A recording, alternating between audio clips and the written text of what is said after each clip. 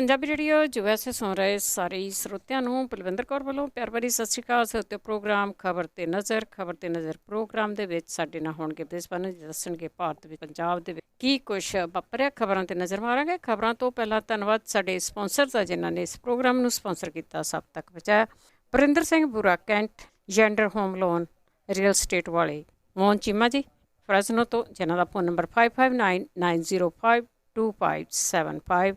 Gurcharan Singh ji Bakersfield ਤੋਂ, ਬਖਸ਼ੀਸ਼ ਸਿੰਘ ਜੀ ਕਰਦਰਸ, ਮਨਜੀਤ ਸਿੰਘ ਦੀਵਾਨਾ ਬੀਸਲਾ ਪਰਿਵਾਰ ਫਰੈਜ਼ਨੋ, Satnam Singh Shergill ਸਾਲਮਾ, Gurdeep Singh ਪਿਰਤੀ ਕਲੋਵਸ, Khalsa insurance agency ਸਾਨੂੰ ਜੇ 4082722500 ਹਰ ਇੱਕ ਤਰ੍ਹਾਂ ਦੀ ਇੰਸ਼ੋਰੈਂਸ ਕਰਾ ਸਕਦੇ। ਸਾਡੇ ਨਾਲ ਜੁੜ ਚੁੱਕੇ ਨੇ ਬਲਤੇਜ ਬਣੇ। ਸਤਿ ਸ਼੍ਰੀ ਅਕਾਲ, ਸਵਾਗਤ ਹੈ ਜੀ।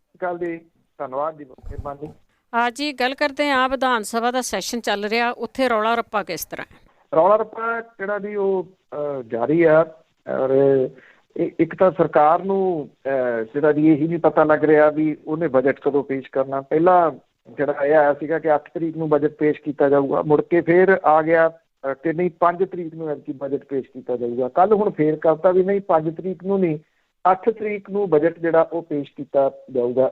ਜਿਹੜੀ ਮੰਤਰੀ ਮੰਡਲ ਦੀ ਮੀਟਿੰਗ ਹੈ ਉਹਦੇ ਵੀ ਹਾਲਾਤ ਇਹੀ ਹੈ, ਕਦੀ ਤਾਂ ਪ੍ਰੈਸ ਰਿਲੀਜ਼ ਆ ਜਾਂਦੀ ਹੈ 9 ਵਜੇ ਹੈ, ਕਦੀ ਫਿਰ ਪ੍ਰੈਸ ਰਿਲੀਜ਼ ਆ ਜਾਂਦੀ ਨਹੀਂ 10 ਵਜੇ ਹੈ, ਫਿਰ ਆ ਜਾਂਦੀ ਕਿ ਕੈਂਸਲ ਹੋ ਗਈ, ਫਿਰ ਪ੍ਰੈਸ ਰਿਲੀਜ਼ ਆ ਜਾਂਦੀ ਨਹੀਂ 9 ਵਜੇ ਫਿਰ ਹੈਗੀ ਹੈ।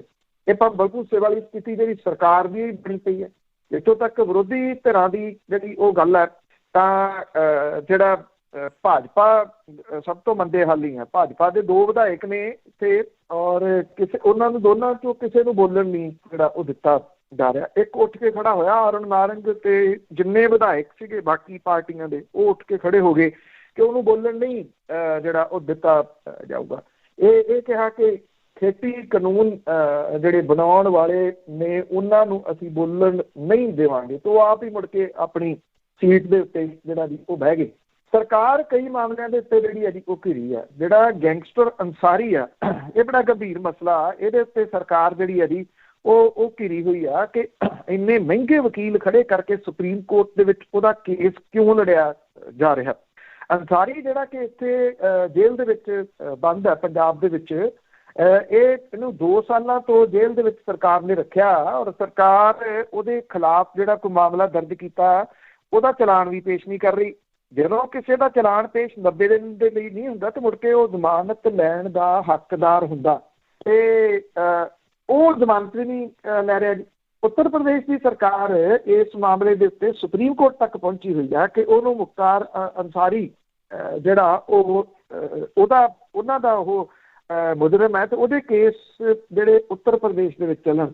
ਪੰਜਾਬ ਸਰਕਾਰ ਜਾਣ ਨਹੀਂ ਦੇ ਰਹੀ ਜੀ। ਮਹਿੰਗੇ ਵਕੀਲ ਖੜੇ ਕਰਕੇ ਉਹ ਇਹ ਕਹਿ ਰਹੀ ਨਹੀਂ ਉਹਦੀ ਸਿਹਤ ਨਹੀਂ ਠੀਕ ਹੈਗੀ, ਇਸ ਕਰਕੇ ਉਹ ਨਹੀਂ ਜਾ ਸਕਦਾ। ਤਾਂ ਸਰਕਾਰ ਇੰਨਾ ਧਿਆਨ ਰੱਖ ਰਹੀ ਹੈ ਕਿ ਜੇਲ੍ਹ ਦੇ ਵਿੱਚ ਇੱਕ ਜਿਹੜਾ ਵਿਅਕਤੀ ਬੰਦ ਹੈ, ਜਿਹੜਾ ਗੈਂਗਸਟਰ ਆ, ਉਹਦੀ ਸਿਹਤ ਨੂੰ ਮੱਦੇ ਨਜ਼ਰ ਰੱਖਦਿਆਂ ਮਾਮਲਾ ਸੁਪਰੀਮ ਕੋਰਟ ਤੱਕ ਲੜ ਰਹੀ ਹੈ। ਬਿਕਰਮ ਸਿੰਘ ਮਜੀਠੀਆ ਤੇ ਹਰਮਿੰਦਰ ਸਿੰਘ ਗਿੱਲ ਦੇ ਜਿਹੜੀ ਅਸਲ ਪਹਿਲੇ ਦਿਨ ਜਿਹੜੀ ਸਟਾਰਟ ਹੋਈ ਸੀਗੀ ਮਹੰਤ ਨਰੈਣੂ ਦਾਸ ਦੇ ਪਿਛੋਕੜ ਨੂੰ ਲੈ ਕੇ ਕਿ ਉਹਦਾ ਸੰਬੰਧ ਸੁੰਦਰ ਸਿੰਘ ਮਜੀਠੀਆ ਦੇ ਨਾਲ ਸਨ, ਤੇ ਬਿਕਰਮ ਸਿੰਘ ਮਜੀਠੀਆ ਨੇ ਇਹ ਕਹਿਤਾ ਸੀਗਾ ਕਿ ਜਦੋਂ ਜਿਹੜਾ ਇੱਕ ਸਾਬਕਾ SSP ਤਰਨਤਾਰਨ ਦਾ ਜਿਹਨੇ ਕਿ ਬਹੁਤ ਨੁਕਸਾਨ ਕੀਤਾ ਸੀਗਾ ਤਰਨਤਾਰਨ ਦੇ ਏਰੀਏ ਦੇ ਵਿੱਚ, ਜਸਵੰਤ ਸਿੰਘ ਖਾਲੜਾ ਹੋਰਾਂ ਨੂੰ ਵੀ ਖਪਾਉਣ ਪਿੱਛੇ ਉਹਦਾ ਹੱਥ ਸੀ, ਜੀਤ ਸਿੰਘ ਸੰਧੂ ਦਾ, ਉਹਦੇ ਨਾਲ ਇਹਦਾ ਸੰਬੰਧ ਸੀ ਹਰਮਿੰਦਰ ਸਿੰਘ ਗਿੱਲ ਦਾ, ਉਹਦੇ ਭੋਗ ਦੇ ਉੱਤੇ ਉਹੀ ਜਿਹੜਾ ਜੀ ਉਹ ਗਿਆ ਸੀ। ਇਹ ਮੁੜ ਕੇ ਫੇਰ ਹੁਣ ਜਿਹੜਾ ਜੀ ਉਹ ਉਲਝੇ। ਬਿਕਰਮ ਸਿੰਘ ਮਜੀਠੀਆ ਨੇ ਗੰਭੀਰ ਦੋਸ਼ ਜਿਹੜੇ ਜੀ ਉਹ ਹਰਮਿੰਦਰ ਸਿੰਘ ਗਿੱਲ ਦੇ ਉੱਤੇ ਲਾਏ। ਇਹ ਗੱਲ ਜਿਹੜੀ ਜੀ ਕਹੀ ਕਿ ਜਿਹੜੇ ਇੱਕ ਪ੍ਰੋਫੈਸਰ ਤਿਵਾੜੀ ਸਨ ਉਹਨਾਂ ਦਾ ਕਤਲ ਜਿਹੜਾ ਸੀਗਾ ਉਹ ਹਰਮਿੰਦਰ ਸਿੰਘ ਗਿੱਲ ਹੋਰਾਂ ਜਿਹੜੀ ਜਥੇਬੰਦੀ ਨਾਲ ਦਸ਼ਮੇਸ਼ ਰੈਜੀਮੈਂਟ ਨਾਲ ਇਹ ਜੁੜੇ ਸੀਗੇ ਉਹਨੇ ਕੀਤਾ। ਇਹ ਕਿਹਾ ਕਿ ਹਰਮਿੰਦਰ ਸਿੰਘ ਗਿੱਲ ਹੋਰਾਂ ਦੇ ਦਖਸ਼ਤਾਂ ਦੇ ਹੇਠ ਇਸ ਕਤਲ ਦੀ ਜ਼ਿੰਮੇਵਾਰੀ ਲਈ ਗਈ ਸੀ। ਇਹ ਵੀ ਕਹਿਤਾ ਕਿ ਜਰਨੈਲ ਸਿੰਘ ਭਿੰਡਰਾਂ ਵਾਲੇ ਜਿਹੜੇ ਸਨ ਉਹਨਾਂ ਨੇ ਪ੍ਰੋਫੈਸਰ ਤਿਵਾੜੀ ਦੀ ਪਤਨੀ ਦੇ ਨਾਲ ਉਦੋਂ ਅਫਸੋਸ ਪ੍ਰਗਟ ਕੀਤਾ ਸੀ ਇਸ ਕਤਲ ਦੇ ਉੱਤੇ, ਤੇ ਹਰਮਿੰਦਰ ਸਿੰਘ ਗਿੱਲ ਨੂੰ ਉਹਦੇ ਨਾਲ ਨਾਰਾਜ਼ ਵੀ ਹੋਏ ਸਨ ਕਿ ਉਹ ਇਸ ਮਾਮਲੇ ਦੇ ਵਿੱਚ ਕਿਉਂ ਜਿਹੜਾ ਉਹ ਸ਼ਾਮਲ ਸੀਗਾ। ਜਿਹੜੇ ਪ੍ਰੋਫੈਸਰ ਤਿਵਾੜੀ ਨੇ ਉਹਨਾਂ ਦਾ ਮੁੰਡਾ ਮਨੀਸ਼ ਤਿਵਾੜੀ ਹੈ ਜਿਹੜਾ ਕਿ ਇਸ ਵੇਲੇ ਸ੍ਰੀ ਅਨੰਦਪੁਰ ਸਾਹਿਬ ਤੋਂ ਮੈਂਬਰ ਪਾਰਲੀਮੈਂਟ ਹੈ ਕਾਂਗਰਸ ਦਾ। ਹਰਮਿੰਦਰ ਸਿੰਘ ਗਿੱਲ ਹੋਰੀ ਕਾਂਗਰਸ ਦੇ ਵਿੱਚੋਂ ਵਿਧਾਨ ਸਭਾ ਦੇ ਮੈਂਬਰ ਪੱਟੀ ਤੋਂ ਜਿਹੜਾ ਉਹ ਚੁਣ ਕੇ ਆਏ ਨੇ। ਇਹ ਤਾਣਾ ਬਾਣਾ ਜਿਹੜਾ, ਚਾਹੇ ਤੁਸੀਂ ਇਹ ਦੇਖ ਲਓ, ਚਾਹੇ ਵਿਰਸਾ ਸਿੰਘ ਵਲਟੋਹੇ ਵਾਲਾ ਦੇਖ ਲਓ, ਉਹਦੇ ਉੱਤੇ ਪੱਟੀ ਦੇ ਵਿੱਚ ਇੱਕ ਜਿਹੜਾ ਡਾਕਟਰ ਸੀ ਉਹਨੂੰ ਕਥਿਤ ਰੂਪ ਦੇ ਵਿੱਚ ਕਤਲ ਕਰਨ ਦੇ ਦੋਸ਼ ਜਿਹੜੇ ਆ ਜੀ ਉਹ ਲੱਗੇ ਹੋਏ ਆ। ਚਲੋ ਅਜੇ ਟਰਾਇਲ ਤਾਂ ਨਹੀਂ ਹੋਇਆ, ਜਦੋਂ ਟਰਾਇਲ ਹੋਊਗਾ ਉਹਦੇ ਵਿੱਚੋਂ ਪਤਾ ਲੱਗੂਗਾ ਕਿ ਉਹ ਕਸੂਰਵਾਰ ਨੇ ਜਾਂ ਬੇਕਸੂਰ ਨੇ। ਚਾਹੇ ਇਹ ਕਥਿਤ ਰੂਪ ਦੇ ਵਿੱਚ ਦੋਸ਼ ਹੀ ਕਿਉਂ ਨਾ ਲੱਗਣ, ਇਹੋ ਜਿਹੇ ਲੋਕ ਜਿਹੜੇ ਜੀ ਚੁਣ ਕੇ ਆਏ ਹੋਏ ਨੇ। ਦੂਜੀ ਗੱਲ ਕਿ ਇਹ ਸਾਰੇ ਭੇਦ ਇੱਕ ਦੂਜੇ ਦੇ ਜਾਣਦੇ ਨੇ। ਹਰਮਿੰਦਰ ਸਿੰਘ ਗਿੱਲ ਨੇ ਜਿਹੜਾ ਜੀ ਦੋਸ਼ ਇਹ ਲਾਏ ਕਿ ਅੰਗਰੇਜ਼ਾਂ ਦੇ ਨਾਲ ਕੌਣ ਰਲੇ ਸੀਗੇ, ਯੂਪੀ ਦੇ ਵਿੱਚ ਬਣਾਈਆਂ ਜਿਹੜੀਆਂ ਮਜੀਠੀ ਪਰਿਵਾਰ ਦੀਆਂ ਜ਼ਗੀਰਾਂ ਨੇ ਉਹਨਾਂ ਦੇ ਬਾਰੇ ਦੇ ਵਿੱਚ ਸਭ ਨੂੰ ਜਿਹੜਾ ਜੀ ਉਹ ਪਤਾ ਕਿ ਇਹ ਕਿਹੜੇ ਤਰੀਕੇ ਦੇ ਨਾਲ ਜਾਇਦਾਦਾਂ ਜਿਹੜੀਆਂ ਜੀ ਉਹ ਬਣਾਈਆਂ। ਤਾਂ ਬਹੁਤਾ ਕੁਛ ਜਿਹੜਾ ਸੀਗਾ ਜੀ ਇਸੇ ਹੀ ਮਾਮਲੇ ਦੇ ਵਿੱਚ ਲੰਘ ਗਿਆ। ਇੱਕ ਦੂਜੇ ਦੇ ਖਿਲਾਫ ਦੋਸ਼ ਜਿਹੜੇ ਜੀ ਉਹ ਲਾਏ ਜਾ ਰਹੇ ਨੇ। ਇਸ ਕਰਕੇ ਲਾਏ ਜਾ ਰਹੇ ਆ ਕਿ ਇਹਨਾਂ ਨੂੰ ਲੱਗਦਾ ਕਿ ਅਸਲ ਮੁੱਦਿਆਂ ਤੋਂ ਧਿਆਨ ਇੱਦਾਂ ਹੀ ਜਿਹੜਾ ਜੀ ਉਹ ਡਾਈਵਰਟ ਰਹੇ। ਗੁਰੂ ਗ੍ਰੰਥ ਸਾਹਿਬ ਦੀ ਹੋਈ ਬੇਅਦਬੀ ਦੀਆਂ ਘਟਨਾਵਾਂ ਜਿਹੜੀਆਂ ਕਿ 17 ਦੀਆਂ ਚੋਣਾਂ ਦੇ ਵਿੱਚ ਸਭ ਤੋਂ ਜ਼ਿਆਦਾ ਚਰਚਿਤ ਸੀ, ਉਹਦਾ ਜ਼ਿਕਰ ਅਜੇ ਤੱਕ ਵਿਧਾਨ ਸਭਾ ਦੇ ਵਿੱਚ ਨਹੀਂ ਹੋਇਆ। ਚਿੱਟੇ ਦਾ ਮਾਮਲਾ ਜਿਹੜਾ ਕਿ ਅੱਜ ਵੀ ਉਨਾ ਹੀ ਆ, STF ਦਾ ਕੀ ਬਣਿਆ ਉਹਦਾ ਜ਼ਿਕਰ ਅਜੇ ਤੱਕ ਵਿਧਾਨ ਸਭਾ ਦੇ ਵਿੱਚ ਨਹੀਂ ਹੋਇਆ।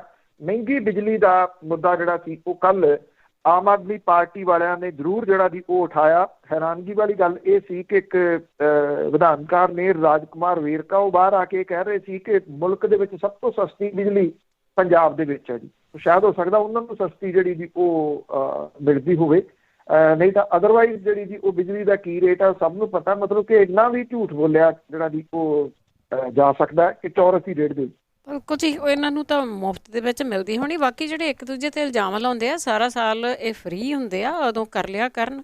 ਬੇਸ਼ੱਕ ਟੀਵੀਆਂ 'ਤੇ ਆ ਕੇ ਕਰ ਲਿਆ ਕਰਨ, ਇੱਕ ਦੂਜੇ 'ਤੇ ਇਲਜ਼ਾਮ ਲਾਉਣੇ ਆ। ਪਤਾ ਨਹੀਂ ਲੋਕੀ ਕਿਵੇਂ ਇਹਨਾਂ ਨੂੰ ਵੋਟਾਂ ਪਾ ਕੇ ਜਿਤਾਉਂਦੇ ਆ। ਅੱਗੇ ਗੱਲ ਕਰਦੇ ਆ, ਉਹ ਮੁੰਡਾ ਜਿਹੜਾ ਸ਼ਿਵ ਕੁਮਾਰ ਸੀਗਾ ਉਹਨੂੰ ਫੜਿਆ ਹੋਇਆ ਸੀ, ਉਸ ਦੀ ਜ਼ਮਾਨਤ ਹੋਈ।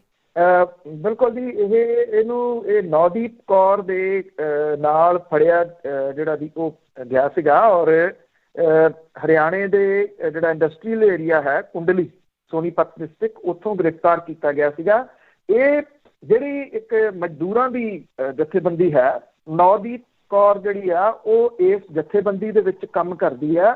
ਸ਼ਿਵ ਕੁਮਾਰ ਜਿਹੜਾ ਉਸ ਜਥੇਬੰਦੀ ਦਾ ਪ੍ਰਧਾਨ ਹੈ ਔਰ ਇਹ ਮਜ਼ਦੂਰਾਂ ਦੇ ਹੱਕਾਂ ਦੇ ਵਾਸਤੇ ਲੜਦਾ ਲੰਬੇ ਜਿਹੜਾ ਜੀ ਉਸ ਸਮੇਂ ਤੋਂ। ਇਹਦੇ ਉੱਤੇ ਬਹੁਤ ਬੁਰੇ ਤਰੀਕੇ ਨਾਲ ਤਸ਼ੱਦਦ ਕੀਤਾ ਗਿਆ ਕਿਉਂਕਿ ਉਹਦੇ ਪਿਤਾ ਦੀ ਐਪਲੀਕੇਸ਼ਨ ਦੇ ਉੱਤੇ ਉਹਦਾ ਮੈਡੀਕਲ ਕਰਵਾਇਆ ਗਿਆ ਸੀ। ਮੈਡੀਕਲ ਦੇ ਵਿੱਚ ਆਇਆ, ਪੁਲਿਸ ਨੇ ਮਾਰ ਕੇ ਉਹਦੀ ਇੱਕ ਲੱਤ ਤੋੜ ਦਿੱਤੀ, ਉਹਨੂੰ ਜਿਹੜਾ ਜੀ ਉਹ ਖਿੱਚਿਆ ਗਿਆ ਪਾ ਕੇ ਔਰ ਉਹਦੇ ਪਿੰਡੇ ਦੇ ਉੱਤੇ ਬਹੁਤ ਸਾਰੇ ਥਾਵਾਂ ਦੇ ਉੱਤੇ ਕੁੱਟ ਦੇ ਨਿਸ਼ਾਨ ਨੇ। ਸੋਨੀਪਤ ਦੀ ਅਦਾਲਤ ਨੇ ਹੁਣ 2 ਮਾਮਲਿਆਂ ਦੇ ਵਿੱਚ ਉਹਨੂੰ ਜ਼ਮਾਨਤ ਜਿਹੜੀ ਆ ਉਹ ਦੇ ਦਿੱਤੀ ਆ। ਨੌਦੀਪ ਨੇ ਵੀ ਪਿਛਲੇ ਦਿਨੀ ਜਦੋਂ ਉਹ ਬਾਹਰ ਆਈ ਆ ਤੇ ਉਹਨੇ ਦੋਸ਼ ਜਿਹੜਾ ਜੀ ਲਾਇਆ ਸੀਗਾ ਕਿ ਹਰਿਆਣਾ ਦੀ ਪੁਲਿਸ ਨੇ ਉਹਨੂੰ ਤੇ ਸ਼ਿਵ ਕੁਮਾਰ ਨੂੰ ਬਹੁਤ ਬੁਰੇ ਤਰੀਕੇ ਦੇ ਨਾਲ ਕੁੱਟਿਆ। ਸ਼ਿਵ ਕੁਮਾਰ ਜਿਹੜਾ ਮਜ਼ਦੂਰ ਅਧਿਕਾਰ ਸੰਗਠਨ ਦਾ ਜਿਹੜਾ ਜੀ ਉਹ ਮੈਂਬਰ ਹੈ, ਉਹਦੇ ਉੱਤੇ ਹਰਿਆਣੇ ਦੀ ਪੁਲਿਸ ਨੇ ਕਈ ਗੰਭੀਰ ਧਾਰਾਵਾਂ ਦੇ ਹੇਠ ਕੇਸ ਦਰਜ ਕੀਤੇ ਹੋਏ ਆ। ਨੌਦੀਪ ਕੌਰ ਨੂੰ ਤਾਂ ਜ਼ਮਾਨਤ ਜਿਹੜੀ ਜੀ ਉਹ ਮਿਲ ਗਈ ਸੀਗੀ। ਉਹ ਇਹ ਕਹਿੰਦੀ ਆ ਕਿ 2 ਕੰਪਨੀਆਂ ਨੇ ਮਜ਼ਦੂਰਾਂ ਦੇ ਪੈਸੇ ਦਿੱਤੇ ਸੀਗੇ ਪਰ ਤੀਜੀ ਕੰਪਨੀ ਦੇ ਪ੍ਰਬੰਧਕਾਂ ਨੇ ਪੈਸੇ ਨਹੀਂ ਦਿੱਤੇ, ਜਿਹਦੇ ਕਰਕੇ ਕੰਪਨੀ ਦੇ ਲੋਕਾਂ ਦੇ ਨਾਲ ਉਹਨਾਂ ਦਾ ਟਕਰਾਓ ਹੋਇਆ। ਉਹ ਇਹ ਕਹਿੰਦੇ ਸੀ ਕਿ ਇਹਨਾਂ ਮਜ਼ਦੂਰਾਂ ਦੇ ਪੈਸੇ ਦਿੱਤੇ ਜਾਣ ਜਿਨ੍ਹਾਂ ਨੇ ਕੰਮ ਵੀ ਕੀਤਾ ਹੋਇਆ। ਕੰਪਨੀ ਪੈਸੇ ਦੇਣ ਨੂੰ ਤਿਆਰ ਨਹੀਂ ਸੀ। ਕੰਪਨੀ ਨੇ ਇਹ ਮਾਮਲੇ ਜਿਹੜੇ ਸੀ ਨੌਦੀਪ ਕੌਰ ਤੇ ਸ਼ਿਵ ਕੁਮਾਰ ਦੇ ਉੱਤੇ ਦਰਜ ਕਰਾਏ। ਅਜੇ ਸ਼ਿਵ ਕੁਮਾਰ ਦੀ ਰਿਹਾਈ ਨਹੀਂ ਜਿਹੜੀ ਹੋ ਸਕੂਗੀ। ਉਹਦਾ ਕਾਰਨ ਇਹ ਆ ਕਿ ਉਹਦੇ ਉੱਤੇ ਅਜੇ 2 ਹੋਰ ਮਾਮਲੇ ਜਿਹੜੇ ਉਹ ਦਰਜ ਨੇ। ਇਹਨਾਂ 2 ਦੇ ਵਿੱਚ ਜ਼ਮਾਨਤ ਹੋਈ ਆ, ਬਾਕੀ ਜਿਹੜੇ ਨੇ ਉਹਨਾਂ ਦੇ ਵਿੱਚ ਜ਼ਮਾਨਤ ਹੋਣ ਤੋਂ ਬਾਅਦ ਹੀ ਉਹ ਬਾਹਰ ਜਿਹੜਾ ਵੀ ਉਹ ਆ ਸਕੂਗਾ। ਬਹੁਤ ਗਰੀਬ ਪਰਿਵਾਰ ਦੇ ਵਿੱਚੋਂ ਹੈ ਸ਼ਿਵ ਕੁਮਾਰ। ਕਿਸਾਨ ਅੰਦੋਲਨ ਦੇ ਚੱਲਦਿਆਂ ਹੋਣ ਕਰਕੇ ਨੌਦੀਪ ਕੌਰ ਤੇ ਸ਼ਿਵ ਕੁਮਾਰ ਵਾਲਾ ਮਾਮਲਾ ਹਾਈਲਾਈਟ ਹੋ ਗਿਆ, ਨਹੀਂ ਤਾਂ ਇਹਨਾਂ ਨੂੰ ਜਿਹੜਾ ਦੀ ਉਹ ਜ਼ਮਾਨਤਾਂ ਮਿਲ ਜਾਂਦੀਆਂ। ਜਾਂ ਜਿਵੇਂ ਨੌਦੀਪ ਕੌਰ ਦੇ ਮਾਮਲੇ ਦੇ ਵਿੱਚ ਪੰਜਾਬ ਹਰਿਆਣਾ ਹਾਈ ਕੋਰਟ ਦੇ ਵੱਡੇ ਵਕੀਲ ਜਿਹੜੇ ਜੀ ਉਹ ਖੜੇ ਹੋ ਗਏ, ਇਸੇ ਤਰੀਕੇ ਦੇ ਨਾਲ ਸ਼ਿਵ ਕੁਮਾਰ ਦੇ ਵਾਸਤੇ ਵਕੀਲ ਜਿਹੜੇ ਸੀ ਪੰਜਾਬ ਹਰਿਆਣਾ ਹਾਈ ਕੋਰਟ ਦੇ ਖੜੇ ਹੋ ਗਏ। ਇਹਨਾਂ ਨੂੰ ਕਿਸੇ ਨੇ ਵਿਚਾਰਿਆਂ ਨੂੰ ਜਿਹੜਾ ਜੀ ਉਹ ਪੁੱਛਣਾ ਨਹੀਂ ਸੀਗਾ। ਕਸੂਰ ਇਹਨਾਂ ਦਾ ਸਿਰਫ ਇੰਨਾ ਕਿ ਮਜ਼ਦੂਰਾਂ ਦੇ ਹੱਕਾਂ ਦੇ ਵਾਸਤੇ ਜਿਹੜਾ ਜੀ ਉਹ ਲੜਦੇ ਆ। ਉਧਰ ਕਿਸਾਨ ਅੰਦੋਲਨ ਦੇ ਨਾਲ ਜੁੜੇ ਜਿਹੜੇ 5 ਹੋਰ ਜਾਣੇ ਸੀਗੇ ਜੀ, ਉਹਨਾਂ ਨੂੰ ਵੀ ਅਦਾਲਤ ਨੇ ਜ਼ਮਾਨਤ ਜਿਹੜੀ ਆ ਉਹ ਦਿੱਤੀ ਆ।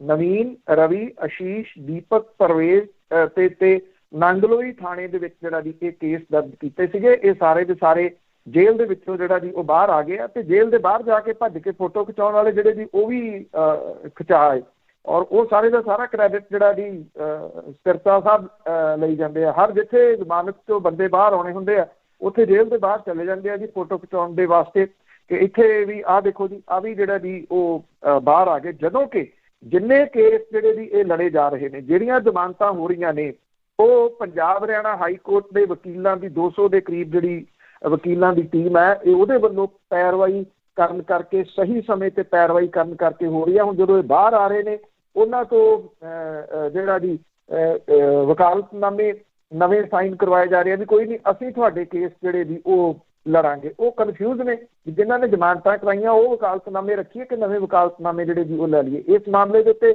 ਵੱਖਰੀ ਕਿਸਮ ਦੀ ਬਹਿਸ ਜਿਹੜੀ ਹੈ ਜੀ ਉਹ ਇਸ ਵੇਲੇ ਛਿੜੀ ਪਈ ਹੈ। ਦੇਖੋ ਜੀ, ਸ਼ੋਅ ਤਾਂ ਇਹੀ ਕਰ ਰਹੇ ਆ ਕਿ ਅਸੀਂ ਛਡਾ ਰਹੇ ਹਾਂ, ਜਿਹੜੀ ਆ ਗੁਰਦੁਆਰਾ ਪ੍ਰਬੰਧਕ ਕਮੇਟੀ ਆ ਦਿੱਲੀ ਦੀ, ਸ਼ੋਅ ਇਹੀ ਹੋ ਰਿਹਾ ਹੈ ਸਾਰੇ ਪਾਸੇ, ਪਰ ਸਾਰਿਆਂ ਨੂੰ ਪਤਾ ਮੂਹਰੇ ਵੋਟਾਂ ਵੀ ਹੈਗੀਆਂ। ਤੇ ਅੱਗੇ ਗੱਲ ਕਰਦੇ ਹੈਗੇ ਆ ਸੁਪਰੀਮ ਕੋਰਟ ਦੀ। ਸੁਪਰੀਮ ਕੋਰਟ ਨੇ ਸਪਸ਼ਟ ਕੀਤਾ ਕਿ ਜੇ ਤੁਸੀਂ ਕਿਸੇ ਗੱਲ ਦੇ ਨਾਲ ਨਹੀਂ ਸਹਿਮਤ ਸਰਕਾਰ ਦੇ ਨਾਲ, ਤੇ ਉਹ ਦੇਸ਼ ਧਰੋਹ ਨੇ। ਦੇਖੋ, ਸੁਪਰੀਮ ਕੋਰਟ ਨੇ ਜਾਂ ਅਦਾਲਤਾਂ ਨੇ ਕਈ ਵਾਰੀ ਇਹ ਚੀਜ਼ ਜਿਹੜੀ ਆ ਉਹ ਉਹਨਾਂ ਨੇ ਸਿੱਧੇ ਰੂਪ 'ਚ ਕਿਹਾ ਸੀ। ਜਿਹੜੀ ਦੀਸ਼ਾ ਰਾਵੀ ਵਾਲਾ ਮਾਮਲਾ ਸੀਗਾ, ਜਿਸ ਦਿਨ ਉਹਨੂੰ ਜ਼ਮਾਨਤ ਦਿੱਤੀ ਆ, ਉਹ 16 ਸਫ਼ਿਆਂ ਦੀ ਜ਼ਮਾਨਤ ਦਾ ਜਿਹੜਾ ਵੀ ਉਹ ਫੈਸਲਾ ਹੈ, ਉਹ ਜ਼ਮਾਨਤ ਦਾ ਫੈਸਲਾ ਘੱਟ ਕਿਸੇ ਕੇਸ ਦੇ ਵਿੱਚ ਜਿਹੜੀ ਜੱਜਮੈਂਟ ਹੁੰਦੀ ਆ, ਜਦੋਂ ਫੈਸਲਾ ਆਉਂਦਾ ਉਹ ਜ਼ਿਆਦਾ, ਕਿਉਂਕਿ ਉਹਦੇ ਵਿੱਚ ਜੱਜ ਸਾਹਿਬ ਨੇ ਬਹੁਤ ਕੁਛ ਜਿਹੜਾ ਜੀ ਉਹ ਦੱਸਣ ਦੀ, ਕਹਿਣ ਦੀ ਕੋਸ਼ਿਸ਼ ਜਿਹੜੀ ਆ ਉਹ ਕੀਤੀ ਆ ਵੀ ਇਹ ਮਾਮਲਾ ਕੀ ਸੀਗਾ ਤੇ ਕੀ ਬਣਾ ਦਿੱਤਾ ਜਿਹੜਾ ਜੀ ਉਹ ਗਿਆ। ਉਹਦੇ ਵਿੱਚ ਵੀ ਜਿਹੜੇ ਅਦਾਲਤ ਨੇ ਇਹ ਦੱਸਣ ਦੀ ਕੋਸ਼ਿਸ਼ ਕੀਤੀ ਕਿ ਤੁਸੀਂ ਇੱਕ ਜਿਹੜੀ এনवायरमेंट ਦੇ ਵਾਸਤੇ ਲੜਨ ਵਾਲੀ ਲੜਕੀ ਆ, ਉਹਨੂੰ ਦੇਸ਼ ਧਰੋਹ ਵਰਗੇ ਗੰਭੀਰ ਮਾਮਲੇ ਦੇ ਵਿੱਚ ਕਿਵੇਂ ਜਿਹੜਾ ਜੀ ਉਹ ਫਸਾ ਦਿੱਤਾ। ਔਰ ਟੂਲ ਕਿੱਟ ਵਾਲਾ ਮਾਮਲਾ ਉਹਨੇ ਇਹ ਕਿਹਾ ਕਿ ਇਹ ਤਾਂ ਕੋਈ ਹੈ ਹੀ ਨਹੀਂ। ਟੂਲ ਕਿੱਟ ਕੀ ਹੁੰਦੀ ਹੈ? ਇੱਕ ਸਿਰਫ ਨਾਮ ਜਿਹੜਾ ਜੀ ਉਹ ਦੇ ਕੇ ਤੁਸੀਂ ਉਹਦੇ ਵਿੱਚ ਉਹਨੂੰ ਜਿਹੜਾ ਉਹ ਫਸਾ ਲਿਆ। ਔਰ ਜਿਹੜੇ ਉਹਦੇ ਨਾਲ ਦੇ ਨੇ, ਉਹਨਾਂ ਨੇ ਹਾਲਾਂਕਿ ਜ਼ਮਾਨਤ ਦੀਆਂ ਉਹਨਾਂ ਦੀਆਂ ਲੱਗੀਆਂ ਹੋਈਆਂ ਨੇ, ਉਹਨਾਂ ਕੋਲ ਇਹ ਆ ਕਿ ਜਿਹੜੀ ਐਂਟੀਸਪੇਟਰੀ ਹੈਗੀ ਹੈ, ਇਸ ਕਰਕੇ ਅਰੈਸਟ ਤਾਂ ਨਹੀਂ ਉਹਨਾਂ ਦੀ ਜਿਹੜੀ ਹੋਊਗੀ, ਜ਼ਮਾਨਤਾਂ ਉਹਨਾਂ ਨੂੰ ਵੀ ਉਸ ਮਾਮਲੇ 'ਚ ਮਿਲ ਜਾਣੀਆਂ ਨੇ। ਇਹ ਮਾਮਲਾ ਬੇਸ਼ੱਕ ਕਿਸੇ ਇਸ ਤਰ੍ਹਾਂ ਦੇ ਵਿਅਕਤੀ ਦੇ ਨਾਲ ਜੁੜਿਆ ਹੋਇਆ ਤਾਂ ਨਹੀਂ, ਪਰ ਇਹ ਜੰਮੂ ਕਸ਼ਮੀਰ ਦੇ ਜਿਹੜੇ ਨੈਸ਼ਨਲ ਕਾਨਫਰੰਸ ਦੇ ਪ੍ਰਧਾਨ ਨੇ ਫਾਰੂਕ ਅਬਦੁੱਲਾ ਹੋਰਾਂ ਦੇ ਨਾਲ ਜੁੜਿਆ ਹੋਇਆ। ਇਹ ਦੋ ਜਾਣਿਆਂ ਨੇ PIL ਜਿਹੜੀ ਜੀ ਉਹ ਪਾਤੀ ਸੀਗੀ ਜੀ, ਔਰ PIL ਪਾ ਕੇ ਇਹ ਗੱਲ ਕਹੀ ਸੀਗੀ ਕਿ ਜਿਹੜੇ ਇਹ ਫਾਰੂਕ ਅਬਦੁੱਲਾ ਨੇ, ਉਹ ਜਦੋਂ 370 ਜਿਹੜੀ ਧਾਰਾ ਤੋੜੀ ਗਈ ਆ, ਤੇ ਉਹਨਾਂ ਨੇ ਇਹ ਗੱਲ ਕਹੀ ਸੀਗੀ ਕਿ ਅਸੀਂ 370 ਮੁੜ ਕੇ ਫੇਰ ਲਾਵਾਂਗੇ ਜੰਮੂ ਕਸ਼ਮੀਰ ਦੇ ਵਿੱਚ, ਤੇ ਉਹਦੇ ਵਾਸਤੇ ਅਸੀਂ ਚਾਈਨਾ ਦੀ ਫੌਜ ਦੀ ਮਦਦ ਲਵਾਂਗੇ। ਇਹ PIL ਜਿਹੜੀ ਜੀ ਉਹ ਪਾਈ ਗਈ ਸੀਗੀ। ਅਦਾਲਤ ਇਸ ਮਾਮਲੇ ਨੂੰ ਉਂਝ ਵੀ ਚੁੱਕ ਕੇ ਸੁੱਟ ਸਕਦੀ ਸੀ ਵੀ ਨਹੀਂ, ਇਹ ਨਹੀਂ ਜਿਹੜੀ ਜੀ ਉਹ ਸੁਣਨੀ, ਪਰ ਇਹਦੇ ਉੱਤੇ ਉਹਨੇ ਸੁਣਵਾਈ ਕਰਕੇ ਜਿਹੜੀਆਂ ਟਿੱਪਣੀਆਂ ਕੀਤੀਆਂ ਨੇ ਉਹ ਬੜੀਆਂ ਗੰਭੀਰ ਨੇ। ਉਹਨੇ ਇਹ ਗੱਲ ਜਿਹੜੀ ਆ ਦਲੀਲ ਦਿੱਤੀ ਆ ਸਿਖਰਲੀ ਅਦਾਲਤ ਨੇ ਕਿ ਇਉਂ ਤੁਸੀਂ ਜਿਹੜਾ ਕਿਸੇ ਦੇ ਉੱਤੇ ਜਿਹੜਾ ਕਿ ਸਿਰਫ ਸਰਕਾਰ ਦੇ ਕਿਸੇ ਫੈਸਲੇ ਦੀ ਵਿਰੋਧਤਾ ਕਰੇ, ਉਹ ਦੇਸ਼ ਧਰੋਹ ਨਹੀਂ ਜਿਹੜਾ ਵੀ ਉਹ ਹੋ ਜਾਂਦਾ। ਅਦਾਲਤ ਨੇ ਇੱਥੇ ਹੀ ਕੰਮ ਨਹੀਂ ਨਿਬੇੜਿਆ, ਉਹਨੇ ਇਹ ਪਟੀਸ਼ਨ ਕਰਤਾ ਦੇ ਉੱਤੇ 50,000 ਰੁਪਏ ਦਾ ਜੁਰਮਾਨਾ ਜਿਹੜਾ ਵੀ ਉਹ ਲਾਤਾ, ਔਰ ਉਹਨੂੰ ਇਹ ਹੁਕਮ ਦਿੱਤੇ ਆ ਕਿ ਉਹ ਇਹ ਰਕਮ supreme court advocate welfare fund ਦੇ ਵਿੱਚ 4 ਹਫ਼ਤਿਆਂ ਦੇ ਅੰਦਰ ਅੰਦਰ ਜਮ੍ਹਾਂ ਕਰਾਵੇ। ਬੈਂਚ ਨੇ ਇਹ ਗੱਲ ਕਹੀ ਹੈ ਕਿ ਫਾਰੂਕ ਅਬਦੁੱਲਾ ਦੇ ਬਿਆਨ ਦੇ ਵਿੱਚ ਇਸ ਤਰ੍ਹਾਂ ਦੀ ਕੋਈ ਵੀ ਗੁਸਤਾਖੀ ਵਾਲੀ ਗੱਲ ਨਹੀਂ ਮਿਲੀ ਜਿਹਦੇ ਨਾਲ ਅਦਾਲਤ ਉਹਦੇ ਖਿਲਾਫ ਕੋਈ ਕਾਰਵਾਈ ਜਿਹੜੀ ਹੈ ਜੀ ਉਹ ਸ਼ੁਰੂ ਕਰ ਸਕੇ। ਅੱਛਾ, ਜਦੋਂ ਇਹ ਫੈਸਲਾ ਜਿਹੜਾ ਜੀ ਆਇਆ, ਜਿਹੜੇ ਇਹ ਪ੍ਰਚਾਰਨ ਵਾਲੇ ਇਹਨਾਂ ਦੇ ਚੈਨਲ ਨੇ, ਉਹਨਾਂ ਨੇ ਜਿਹੜੀਆਂ ਖਬਰਾਂ ਬਣਾਈਆਂ ਉਹ ਇਸ ਤੋਂ ਵੀ ਜਿਹੜੀਆਂ ਜੀ ਉਹ ਖਤਰਨਾਕ ਨੇ। ਇੱਕ ਚੈਨਲ ਜਿਹੜਾ ਜੀ ਉਹ ਇਹ ਕਹਿੰਦਾ ਕਿ ਫਾਰੂਕ ਅਬਦੁੱਲਾ ਨੂੰ ਮਿਲੀ ਸੁਪਰੀਮ ਕੋਰਟ ਤੋਂ ਰਾਹਤ, ਮਤਲਬ ਕਿ ਉਹ ਇਹਨੂੰ ਇਹ ਨਹੀਂ ਕਹਿ ਰਿਹਾ ਕਿ ਉਹ ਰੱਦ ਕਰ ਦਿੱਤੀ ਗਈ, 50,000 ਰੁਪਇਆ ਜੁਰਮਾਨਾ ਲਾ ਦਿੱਤਾ ਗਿਆ, ਜਾਂ ਅਦਾਲਤ ਨੇ ਇਹ ਕਿਹਾ ਕਿ ਦੇਸ਼ ਧਰੋਹ ਹੈ ਹੀ ਨਹੀਂ, ਉਹ ਰਾਹਤ ਦੱਸ ਰਿਹਾ ਜੀ। ਔਰ ਜਿਹੜੇ ਇੱਕ ਜਿਹੜਾ ਚੈਨਲ ਹੈ ਉਹ ਇਹ ਜਿਹੜਾ ਕਹਿ ਰਿਹਾ, ਉਹਦੀ ਜਿਹੜੀ ਹੈਡਲਾਈਨ ਆ ਉਹ ਇਸ ਕਿਸਮ ਦੀ ਆ ਕਿ ਜਿਵੇਂ ਸੁਪਰੀਮ ਕੋਰਟ ਨੇ ਕੋਈ ਗਲਤੀ ਜਿਹੜੀ ਇਸ ਮਾਮਲੇ ਦੇ ਵਿੱਚ ਜਿਹੜੀ ਜੀ ਉਹ ਕਰ ਦਿੱਤੀ ਹੋਵੇ। ਇਹ ਕਿਹਾ ਕਿ ਪਟੀਸ਼ਨ ਜਿਹੜੀ ਆ ਜੀ ਉਹ ਨਹੀਂ ਸਮਝ ਆਈ ਸੁਪਰੀਮ ਕੋਰਟ ਨੂੰ, ਉਹਦੇ ਉੱਤੇ ਵੀ ਕਿੰਤੂ ਪਰੰਤੂ ਜਿਹੜਾ ਜੀ ਉਹ ਕਰ ਰਿਹਾ, ਉਹਨੂੰ ਪ੍ਰਚਾਰਿਆ ਉਸ ਤਰੀਕੇ ਦਾ ਜਾ ਰਿਹਾ ਕਿ ਇਹ ਗਲਤੀ ਦੇ ਨਾਲ ਸੁਪਰੀਮ ਕੋਰਟ ਤੋਂ ਜਿਹੜੀ ਪਟੀਸ਼ਨ ਆ ਉਹ ਰੱਦ ਜਿਹੜੀ ਉਹ ਹੋ ਗਈ ਆ, ਅਦਰਵਾਈਜ਼ ਇਹ ਹੈ ਜਿਹੜਾ ਇਹੀ ਸੀਗਾ। ਸੋ 124A ਦੇ ਤਹਿਤ ਜਿਹੜਾ ਜੀ ਇਹ ਧਾਰਾ ਲਾਉਣ ਦੀ ਗੱਲ ਜਿਹੜੀ ਜੀ ਉਹ ਆਖੀ ਗਈ ਸੀਗੀ, ਪਰ ਸੁਪਰੀਮ ਕੋਰਟ ਨੇ ਇੱਕ ਵਾਰੀ ਫਿਰ ਜਿਹੜਾ ਜੀ ਉਹ ਦਰਸਾਉਣ ਦੀ ਕੋਸ਼ਿਸ਼ ਕੀਤੀ ਆ, ਔਰ ਇਹ ਇਸ਼ਾਰਾ ਹੁੰਦਾ ਸਰਕਾਰਾਂ ਨੂੰ ਕਿ ਉਹ ਕਿਸੇ ਨੂੰ ਇਹਨਾਂ ਧਾਰਾਵਾਂ ਦੇ ਵਿੱਚ ਬੰਨ੍ਹੀ ਨਾ ਜਾਣ। ਹਾਂ, ਬਦਕਿਸਮਤੀ ਇਹ ਆ ਸਰਕਾਰਾਂ ਜਿਹੜੀਆਂ ਨੇ ਜੀ ਉਹਦੇ ਉੱਤੇ ਇਹਨਾਂ ਚੀਜ਼ਾਂ ਦਾ ਅਸਰ ਨਹੀਂ ਹੋ ਰਿਹਾ। ਇਹ ਧਾਰਾ ਦੇ ਤਹਿਤ ਲਗਾਤਾਰ ਧੜਾ ਜਿਹੜੇ ਵੀ ਉਹ ਮਾਮਲੇ ਅਜੇ ਵੀ ਦਰਜ ਕੀਤੇ ਜਾ ਰਹੇ। ਬਿਲਕੁਲ ਜੀ, ਬਿਲਕੁਲ ਕੋਈ ਕਾਨੂੰਨਾਂ ਦੀ ਚੀਜ਼ ਹੀ ਨਹੀਂ ਹੈਗੀ। ਅੱਗੇ ਭਾਰਤ ਦੀ ਡੈਮੋਕ੍ਰੇਸੀ ਆ ਜਿਹੜੀ, ਹੁਣ ਬਹੁਤ ਸਾਰੇ ਲੋਕਾਂ ਨੂੰ ਪਤਾ ਲੱਗ ਗਿਆ ਕਿ ਕਿੱਡੀ ਕੁ ਵੱਡੀ ਡੈਮੋਕ੍ਰੇਸੀ ਆ। ਹੁਣ ਦੇਸ਼ ਵਿਦੇਸ਼ ਦੇ ਵਿੱਚ ਵੀ ਇਸ ਦੀਆਂ ਗੱਲਾਂ ਬਾਤਾਂ ਹੁੰਦੀਆਂ। ਇੰਗਲੈਂਡ ਦੀ ਪਾਰਲੀਮੈਂਟ ਦੇ ਵਿੱਚ ਵੀ ਭਾਰਤ ਦੀ ਪ੍ਰੈਸ ਦੀ ਆਜ਼ਾਦੀ 'ਤੇ ਬਹਿਸ ਹੋਵੇ। ਤੁਹਾਡੀ ਇਹ ਅਗਲੇ ਜਦੋਂ ਮੰਡੇ ਹੋਊਗਾ ਜੀ, ਕਮਿੰਗ ਮੰਡੇ ਜਿਹੜਾ, ਉਸ ਦਿਨ ਇੱਥੇ ਭਾਰਤ ਦੇ ਵਿੱਚ ਪ੍ਰਦਰਸ਼ਨਕਾਰੀਆਂ ਦੀ ਸੁਰੱਖਿਆ ਤੇ ਪ੍ਰੈਸ ਦੀ ਆਜ਼ਾਦੀ, ਇਸ ਮੁੱਦੇ ਦੇ ਉੱਤੇ ਚਰਚਾ ਜਿਹੜੀ ਜੀ ਉਹ ਹੋਊਗੀ।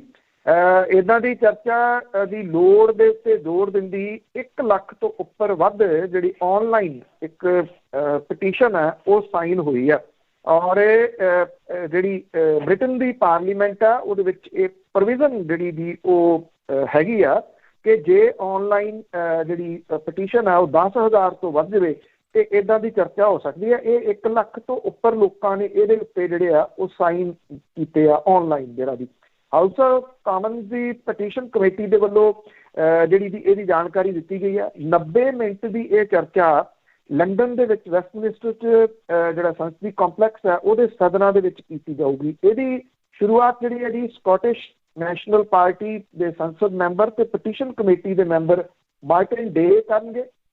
ਬ੍ਰਿਟਨ ਜਿਹੜੀ ਸਰਕਾਰ ਹੈ, ਜਿਹੜੀ ਬ੍ਰਿਟਿਸ਼ ਜਿਹੜੀ ਸਰਕਾਰ ਹੈ, ਉਹਦੇ ਵੱਲੋਂ ਜਵਾਬ ਦੇਣ ਲਈ ਇੱਕ ਮੰਤਰੀ ਨਿਯੁਕਤ ਕੀਤਾ ਜਾਊਗਾ। ਪ੍ਰਦਰਸ਼ਨਕਾਰੀਆਂ ਤੇ ਪ੍ਰੈਸ ਦੀ ਆਜ਼ਾਦ ਸੁਰੱਖਿਆ ਯਕੀਨੀ ਬਣਾਉਣ ਲਈ ਭਾਰਤ ਸਰਕਾਰ ਨੂੰ ਅਪੀਲ, ਇਹਦੇ ਸਿਰਲੇਖ ਵਾਲੀ ਇਹ ਪਟੀਸ਼ਨ ਦੇ ਨਾਲ ਜਿਹੜੀ ਉਹ ਸੰਬੰਧਿਤ ਹੋਊਗੀ।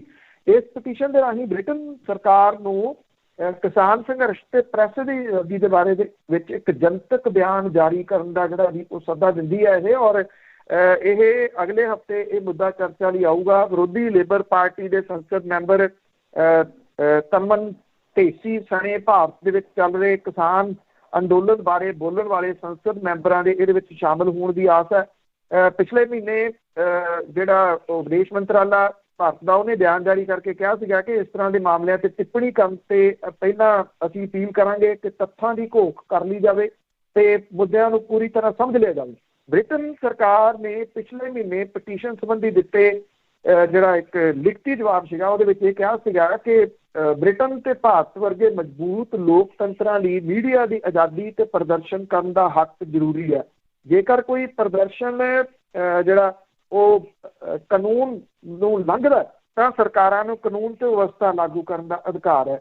ਜਿਹੜੀ ਇਹ ਬ੍ਰਿਟਨ ਦੀ ਵੈਬਸਾਈਟ ਆ ਉਹਦੇ ਉੱਤੇ ਜੇ ਕੋਈ ਈ ਪਟੀਸ਼ਨ ਦੇ ਉੱਤੇ ਜਿਹੜਾ 10,000 ਸਾਈਨ ਜਿਹੜਾ ਅੰਕੜਾ ਪਾਰ ਕਰ ਜਾਂਦਾ ਤਾਂ ਇਹਦਾ ਜਵਾਬ ਦੇਣਾ ਜ਼ਰੂਰੀ ਹੋ ਜਾਂਦਾ।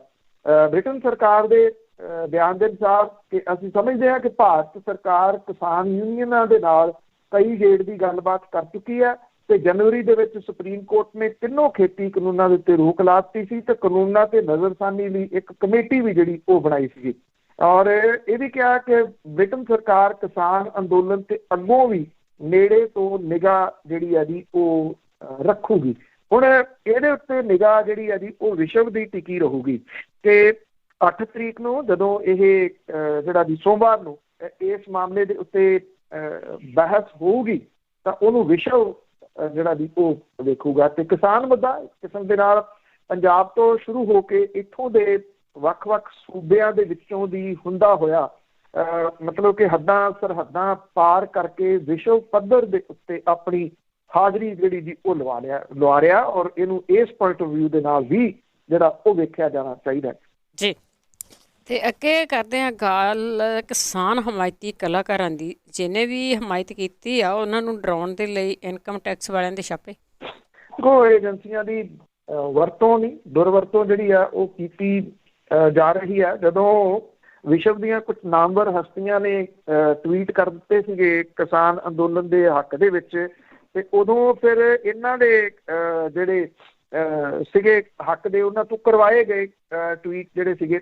ਇੱਕ ਚਰਚਾ 2 ਦਿਨ ਪਹਿਲਾਂ ਵੀ ਹੋਈ, ਇੱਕ ਨਿਹੰਗ ਸਿੰਘ ਨੇ ਜਿਹੜਾ ਕਲਾਕਾਰ ਹੈ ਅਜੇ ਦੇਵਗਨ, ਉਹਦੀ ਕਾਰ ਦੇ ਮੂਹਰੇ ਉਹਨੂੰ ਰੋਕ ਕੇ ਲਾਂਘਤਾਂ ਵੀ ਇਸ ਮਾਮਲੇ ਤੇ ਪਾਈਆਂ। ਉਹਨੂੰ ਅਰੈਸਟ ਕਰ ਲਿਆ ਗਿਆ ਸੀ, ਬਾਅਦ 'ਚ ਉਹਦੀ ਜ਼ਮਾਨਤ ਹੋ ਗਈ ਥੋੜ੍ਹੀ ਸਮੇਂ ਤੋਂ ਬਾਅਦ ਹੀ, ਕਿਉਂਕਿ ਉਹਨੇ ਕੋਈ ਤੋੜ ਭੰਨ ਨਹੀਂ ਸੀ ਕੀਤੀ ਕਾਰ ਦੀ, ਉਹਨੇ ਕੋਈ ਹਿੰਸਾ ਨਹੀਂ ਕੀਤੀ, ਉਹਨੇ ਸਿਰਫ ਕਾਰ ਰੋਕ ਕੇ ਉਹਨੂੰ ਕਿਹਾ ਸੀਗਾ ਕਿ ਤੁਸੀਂ ਗਲਤ ਕਰ ਰਹੇ ਹੋ, ਤੁਸੀਂ ਸਾਡੇ ਤੋਂ ਪੈਸੇ ਕਮਾਉਂਦੇ ਰਹੇ ਹੋ, ਪੱਗਾਂ ਬੰਨ੍ਹ ਕੇ ਫਿਲਮਾਂ 'ਚ ਰੋਲ ਕਰਦੇ ਰਹੇ ਹੋ, ਅੱਜ ਤੁਸੀਂ ਵਿਰੋਧ ਦੇ ਵਿੱਚ ਜਿਹੜਾ ਜੀ ਉਹ ਚੱਲ ਰਹੇ ਹੋ।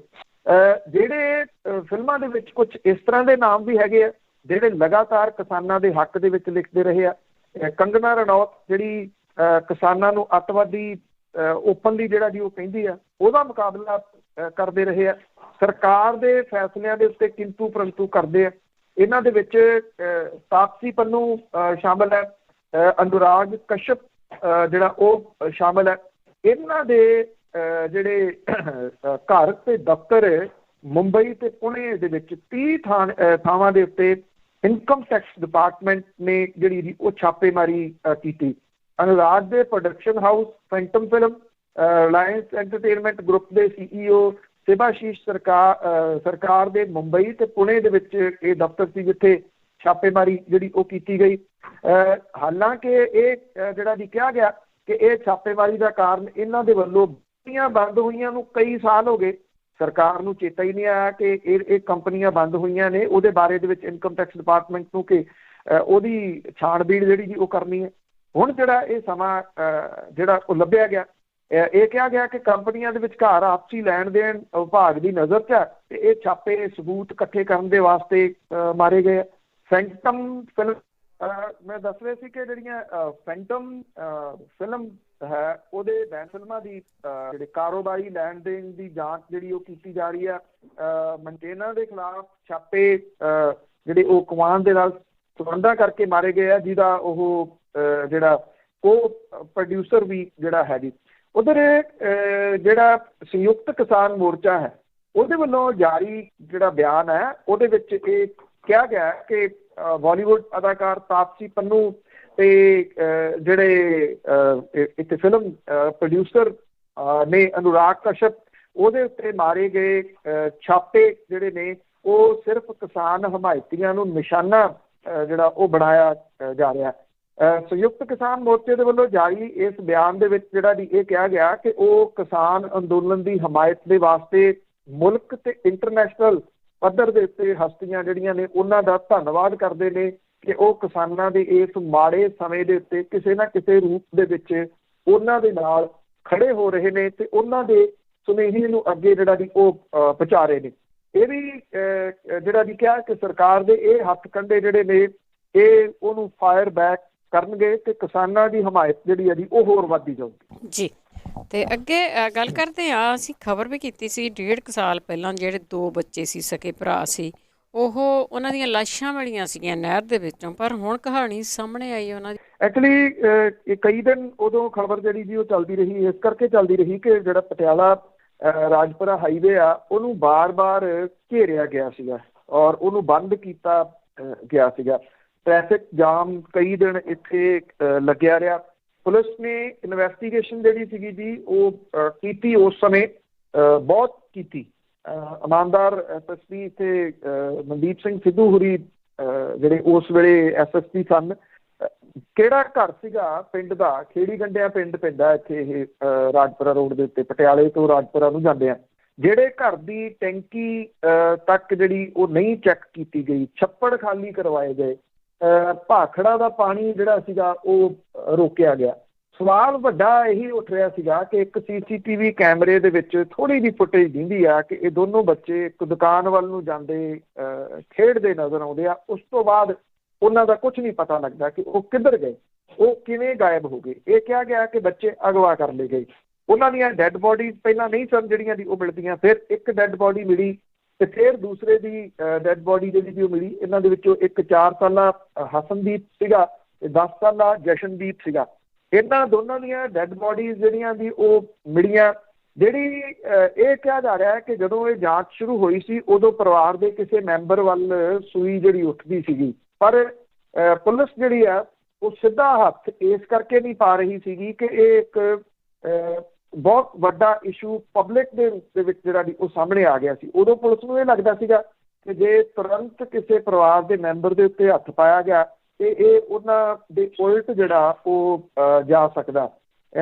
1 ਮਹੀਨਾ ਤਕਰੀਬਨ ਜਿਹੜੀ ਪੁਲਿਸ ਦੀ ਇਨਵੈਸਟੀਗੇਸ਼ਨ ਆ ਉਹ ਉਸ ਵੇਲੇ ਚੱਲਦੀ ਰਹੀ ਸੀਗੀ। ਵਿਰੋਧੀ ਧਿਰਾਂ ਨੇ ਉਦੋਂ ਸਰਕਾਰ ਨੂੰ ਇਸ ਮਾਮਲੇ ਦੇ ਉੱਤੇ ਘੇਰਿਆ ਸੀਗਾ, ਪਰ ਕੁਝ ਵੀ ਜਿਹੜਾ ਜੀ ਉਹ ਹੋ ਨਹੀਂ ਸਕਿਆ ਸੀ। ਹੁਣ ਜਿਹੜਾ ਜੀ ਇੱਥੇ ਪੁਲਿਸ ਨੇ ਇੱਕ ਪ੍ਰੈਸ ਕਾਨਫਰੰਸ ਕਰਕੇ ਜਿਹੜੀ ਹੈ ਜੀ ਇਹ ਗੱਲ ਕਹੀ ਆ ਕਿ ਇਹ ਦੋਹਰਾ ਕਤਲ ਕਾਂਡ ਜਿਹੜਾ ਸੁਲਝਾ ਲਿਆ ਗਿਆ। ਇਹ ਕਿਹਾ ਗਿਆ ਕਿ ਜਿਹੜੀ ਔਰਤ ਹੈ ਜਿਹੜੀ ਇਹਨਾਂ ਬੱਚਿਆਂ ਦੀ ਮਾਂ ਸੀਗੀ ਉਹਨੂੰ ਕਤਲ ਦੇ ਮਾਮਲੇ ਦੇ ਵਿੱਚ ਅਰੈਸਟ ਜਿਹੜਾ ਉਹ ਕੀਤਾ ਗਿਆ। ਉਹਦਾ ਜਿਹੜਾ ਪਤੀ ਸੀਗਾ ਉਹਨੂੰ ਇਹ ਪਤਾ ਲੱਗ ਗਿਆ ਸੀ ਕਿ ਉਹਦੇ ਜਿਹੜੇ ਸਬੰਧ ਨੇ ਉਹਦੇ ਮਾਸੀ ਦੇ ਮੁੰਡੇ ਦੇ ਨਾਲ ਦੇ ਨੇ। ਮਾਸੀ ਦਾ ਮੁੰਡਾ ਉਹਦੇ ਪਤੀ ਦੇ ਮਾਸੀ ਦਾ ਮੁੰਡਾ, ਜਿਹਦੇ ਕਰਕੇ ਘਰੇ ਜਿਹੜਾ ਦੀ ਉਹ ਕਲੇਸ਼ ਰਹਿਣ ਲੱਗ ਗਿਆ। ਆਪਣੇ ਪਤੀ ਨੂੰ ਸਬਕ ਸਿਖਾਉਣ ਦੇ ਵਾਸਤੇ ਜਿਹੜੀ ਇਹ ਮਨਜੀਤ ਕੌਰ ਸੀ ਉਹਨੇ ਆਪਣੇ ਪ੍ਰੇਮੀ ਦੇ ਰਾਹੀਂ ਇਹਨਾਂ ਬੱਚਿਆਂ ਦੀ ਹੱਤਿਆ ਜਿਹੜੀ ਉਹ ਕਰਵਾਤੀ। 8:30 ਵਜੇ ਦੇ ਕਰੀਬ ਦੁਕਾਨ ਤੇ ਸੌਦਾ ਲੈਣ ਉਹਨਾਂ ਨੂੰ ਭੇਜਿਆ। ਉੱਥੋਂ ਜਿਹੜਾ ਇਹ ਬਲਜੀਤ ਸਿੰਘ ਸੀਗਾ ਉਹ ਸਕੂਟਰ ਦੇ ਰਾਹੀਂ ਇਹਨਾਂ ਬੱਚਿਆਂ ਨੂੰ ਲੈ ਗਿਆ। ਨਰਵਾਣਾ ਬਰਾਜ ਨਹਿਰ ਜਿਹੜੀ ਦੀ ਉੱਥੋਂ ਲੰਘਦੀ ਆ ਨੇੜਿਓਂ, ਉੱਥੇ ਲਿਜਾ ਕੇ ਇੱਕ ਇੱਕ ਕਰਕੇ ਇਹਨਾਂ ਨੂੰ ਸੁੱਟ ਦਿੱਤਾ ਨਹਿਰ ਦੇ ਵਿੱਚ। ਔਰ ਬਾਅਦ 'ਚ ਅਫਵਾਹ ਇਹ ਫੈਲਾ ਦਿੱਤੀ ਕਿ ਇਹ ਬੱਚੇ ਅਗਵਾ ਜਿਹੜੇ ਉਹ ਹੋ ਗਏ ਆ। ਹੁਣ ਇਹਦੇ ਵਿੱਚ ਪੁਲਿਸ ਨੇ ਇਹ ਦਾਅਵਾ ਕੀਤਾ ਜੀ ਕਿ ਇਸ ਮਾਮਲਾ ਸੁਲਝਾ ਲਿਆ ਗਿਆ। 5 ਦਿਨ ਦਾ ਰਿਮਾਂਡ ਪੁਲਿਸ ਨੂੰ ਮਿਲਿਆ। ਅਜੇ ਬਾਕੀ ਵਿਸਥਾਰ ਜਿਹੜਾ ਪੁਲਿਸ ਦੱਸੂਗੀ ਕਿ ਕਿਵੇਂ ਇਹ ਕੀਤਾ ਗਿਆ। ਪਰ ਇਹਦੇ ਵਿੱਚ ਸਭ ਤੋਂ ਵੱਡਾ ਸਵਾਲ ਇਹ ਆ ਕਿ ਇਹ ਲੋਕ ਇੰਨੇ ਸ਼ਾਤਰ ਸਨ ਕਿ ਉਹ ਇੰਨੀ ਦੇਰ ਜਿਹੜਾ ਜੀ ਇਸ ਮਾਮਲੇ ਨੂੰ ਦਬਾ ਕੇ ਬੈਠੇ ਰਹੇ, ਜਾਂ ਕਿ ਉਹਨਾਂ ਨੇ ਕੋਈ ਸਬੂਤ ਜਿਹੜਾ ਜੀ ਉਹ ਸਾਹਮਣੇ ਨਹੀਂ ਆਉਣ ਦਿੱਤਾ। ਕਿਉਂਕਿ 1.5 ਸਾਲ ਦਾ ਸਮਾਂ ਥੋੜ੍ਹਾ ਨਹੀਂ ਹੁੰਦਾ। ਉਸ ਟਾਈਮ ਦੇ ਉੱਤੇ ਕਵਰੇਜ ਕਰਕੇ 2 ਵਾਰੀ ਜਿਹੜਾ ਜੀ ਇਸ ਪਿੰਡ ਦੇ ਵਿੱਚ ਵੀ ਮੈਂ ਕਿਹਾ ਸੀਗਾ ਪੁਲਿਸ ਨੇ ਕੋਈ ਕਸਰ ਬਾਕੀ ਨਹੀਂ ਸੀ ਛੱਡੀ ਜੀ, ਕੋਈ ਕਸਰ ਨਹੀਂ ਸੀ ਛੱਡੀ ਜੀ ਇਨਵੈਸਟੀਗੇਸ਼ਨ ਕਰਨ ਦੀ। ਔਰ ਇਹ ਕਿਹਾ ਜਾ ਰਿਹਾ ਸੀਗਾ ਕਿ ਕਿਹੜੀ ਚੀਜ਼ ਆ ਜਿਹੜੀ ਪੁਲਿਸ ਨੇ ਨਹੀਂ ਉਦੋਂ ਫਰੋਲੀ। ਕੀ ਪੁਲਿਸ ਦੇ ਹੱਥ ਕੋਈ ਚੀਜ਼ ਜਿਹੜੀ ਉਹ ਨਹੀਂ ਲੱਗੀ ਉਸ ਵੇਲੇ? 1.5 ਸਾਲ ਦਾ ਟਾਈਮ ਲੱਗ ਗਿਆ। ਇੰਨੀ ਦੇਰ ਤੱਕ ਇਹ ਲੁਕੋ ਕੇ ਕਿਵੇਂ ਇਹਨਾਂ ਸਾਰੀਆਂ ਚੀਜ਼ਾਂ ਨੂੰ ਬੈਠੇ ਰਹੇ? ਇਹ ਬਹੁਤ ਜਿਹੜੇ ਜੀ ਉਹ ਗੰਭੀਰ ਸਵਾਲ ਨੇ। ਬਾਕੀ ਜਿਹੜੇ ਪੁਲਿਸ ਹੁਣ ਇਹਨਾਂ ਦੇ ਰਿਮਾਂਡ ਤੋਂ ਬਾਅਦ ਜਿਹੜੀ ਜਾਣਕਾਰੀ ਦੇਊਗੀ ਉਹਦੀ ਉਡੀਕ ਰਹੂਗੀ ਕਿ ਇਹਨੇ ਕਿਵੇਂ ਉਹਨਾਂ ਨੂੰ ਮਾਰਿਆ ਤੇ ਇੰਨੀ ਦੇਰ ਇਸ ਸਾਰੇ ਮਾਮਲੇ ਨੂੰ ਲੁਕੋ ਕੇ ਕਿਵੇਂ ਰੱਖਿਆ। ਕਿੰਨੇ ਹਥਿਆਰੇ ਆ ਲੋਕ ਆਪਣੇ ਬੱਚਿਆਂ ਨੂੰ ਇਸ ਤਰ੍ਹਾਂ ਕਰ ਲੈਂਦੇ ਆ। ਅੱਗੇ ਕਰਦੇ ਆ ਪੰਜਾਬ ਦੇ ਚੌਲਾਂ ਦੀ ਗੱਲ। ਮਿੱਲਾਂ ਦੇ ਵਿੱਚ ਰੁਲ ਰਹੇ ਨੇ ਚੌਲ। ਦੇਖੋ, ਇਹ ਹੁਣ ਕੇਂਦਰ ਦੀ ਸਰਕਾਰ ਦੇ ਜਿਹੜਾ ਉਹਨੇ ਕਿਸੇ ਨਾ ਕਿਸੇ ਤਰੀਕੇ ਦੇ ਨਾਲ ਤਾਂ ਜਿਹੜਾ ਵੀ ਉਹ ਕਰਨਾ ਨਾ। ਔਰ ਹੁਣ ਪੰਜਾਬ ਦੀਆਂ ਜਿਹੜੀਆਂ ਚੌਲ ਮਿੱਲਾਂ ਨੇ ਇਹਨਾਂ ਤੋਂ ਚੌਲ ਲੈਣੇ ਬੰਦ ਕਰਤੇ ਆ ਜੀ। ਪੰਜਾਬ ਦੇ ਵਿੱਚ ਕੋਈ 4300 ਚੌਲ ਮਿੱਲਾਂ ਦੀ ਛੜਾਈ ਦਾ ਕੰਮ ਜਿਹੜਾ ਉਹ ਬੰਦ ਹੋ ਗਿਆ।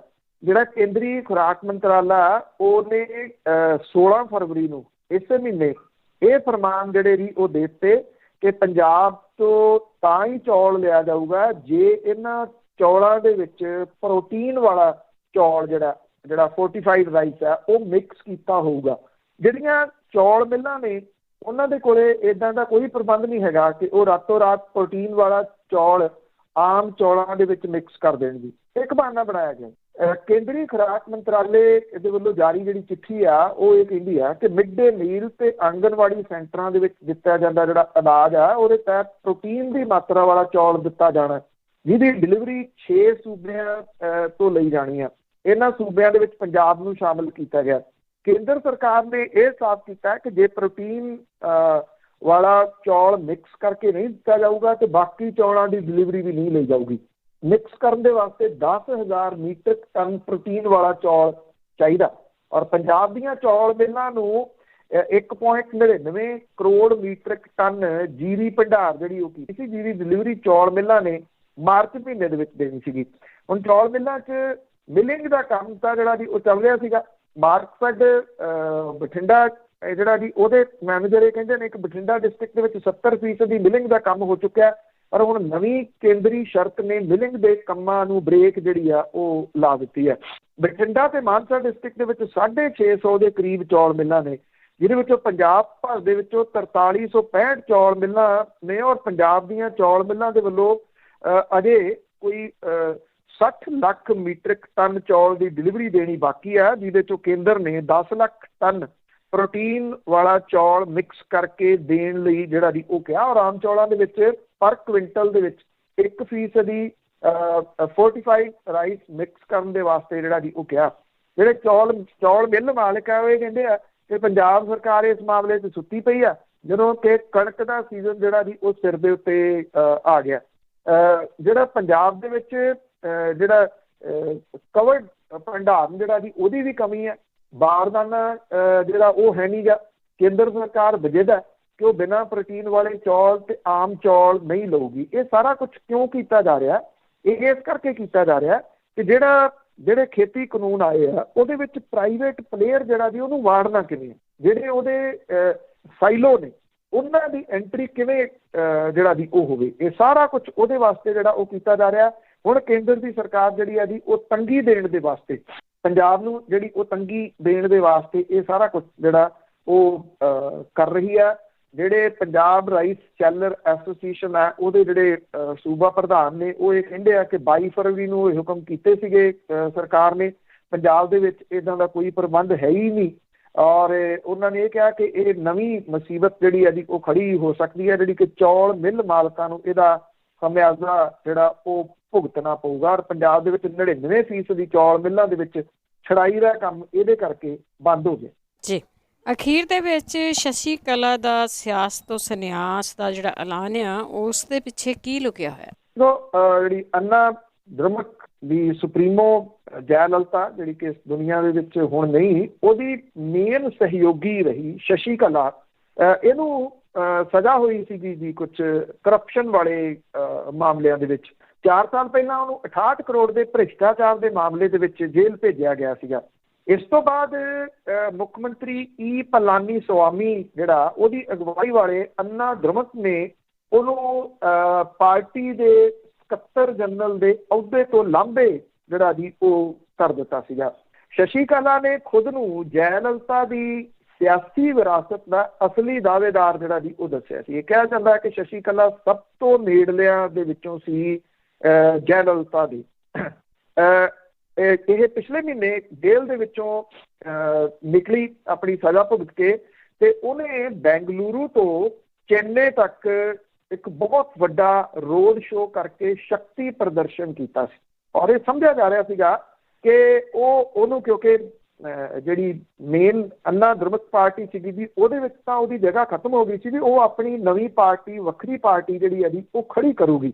ਹੁਣ ਸ਼ਸ਼ੀ ਕਲਾ ਨੇ ਇੱਕਦਮ ਜਿਹੜਾ ਜੀ ਇਹ ਕਹਿ ਦਿੱਤਾ ਕਿ ਜਿਹੜੇ ਪਾਰਟੀ ਦੇ ਵਰਕਰ ਨੇ ਉਹ ਮਿਲ ਕੇ ਰਹਿਣ, ਆਉਣ ਵਾਲੀ ਵਿਧਾਨ ਸਭਾ ਚੋਣਾਂ ਦੇ ਵਿੱਚ DMK ਨੂੰ ਹਰਾ ਕੇ ਵੱਡੀ ਜਿੱਤ ਜਿਹੜੀ ਜੀ ਉਹ ਤੈਅ ਕਰਨ। ਤੇ ਇਹ ਜਿਹੜਾ ਜੀ ਕਹਿਤਾ ਕਿ ਮੈਂ ਆਪਣੇ ਰਾਜਨੀਤਿਕ ਜਿਹੜਾ ਜੀਵਨ ਆ ਉਹਦੇ ਤੋਂ ਸੰਨਿਆਸ ਜਿਹੜਾ ਉਹ ਲੈ ਰਹੀ ਹਾਂ। ਇਹ ਕਿਹਾ ਜਾ ਰਿਹਾ ਸੀਗਾ ਕਿ ਸ਼ਸ਼ੀ ਕਲਾ ਆਪਣੇ ਭਤੀਜੇ ਦਿਨਾਕਰਨ ਦੇ ਨਾਲ ਮਿਲ ਕੇ ਨਵੀਂ ਪਾਰਟੀ ਦੀ ਅਨਾਊਂਸਮੈਂਟ ਕਰੂਗੀ ਤੇ ਉਹ ਬਾਕੀ ਜਿਹੜੀਆਂ ਪਾਰਟੀਆਂ ਨੇ ਜਾਂ ਖਾਸ ਤੌਰ ਦੇ ਉੱਤੇ ਅੰਨਾ ਦ੍ਰਮਕ ਪਾਰਟੀ ਜਿਹੜੀ ਆ ਉਹਦੇ ਲਈ ਮੁਸੀਬਤ ਖੜੀ ਕਰ ਸਕਦੀ ਹੈ।